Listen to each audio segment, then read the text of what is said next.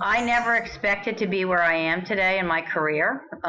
When I was a undergraduate and then again a graduate student, I assumed I would be an academic or I might work in government. But I think the most important thing about my career is I was always open to jump at new opportunities or doing things completely different than I thought I was going to do just because I was at a crossroads at various times in my life. I ended up working on Wall Street and then working for a consulting firm before going to graduate school completely for a fluky reason. And so I got to understand about business in a way that I had no interest in before. I was fortunate to get an offer to go to McKinsey. And again, I was a guinea pig or a pioneer. They had not really hired people who didn't have MBAs before. And again, the other common thing was people said it was risky. I said, why not? I can learn something. I'll get something out of it and it'll be a great opportunity. And that's been a consistent theme throughout my career. I've done things that seemed different. I wasn't doing a straight path. So today I have the pleasure of being a senior executive at J&J. I'm basically the number 2 person here. I have a role that is an unusual role.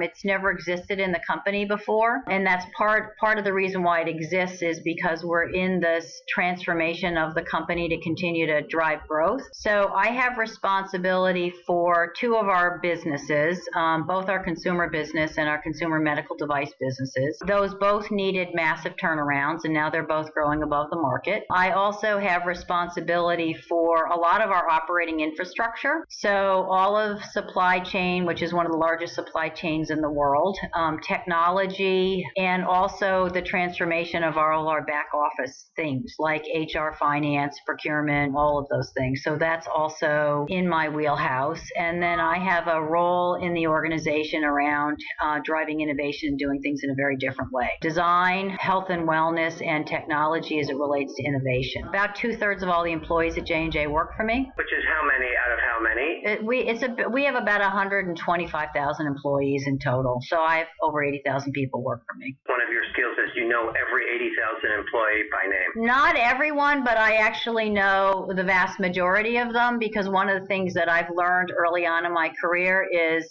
it's really important when you come into an organization that you know people and have interactions with people 2 to 3 levels down in the organization because they're the ones who actually get the work done and they know really what's really going on versus somebody presenting something to you in a boardroom with a PowerPoint slide. So a big part of what I do is I spend massive amounts of time with people at all layers of the organization in very informal settings as well as with customers. That's how I spend my time.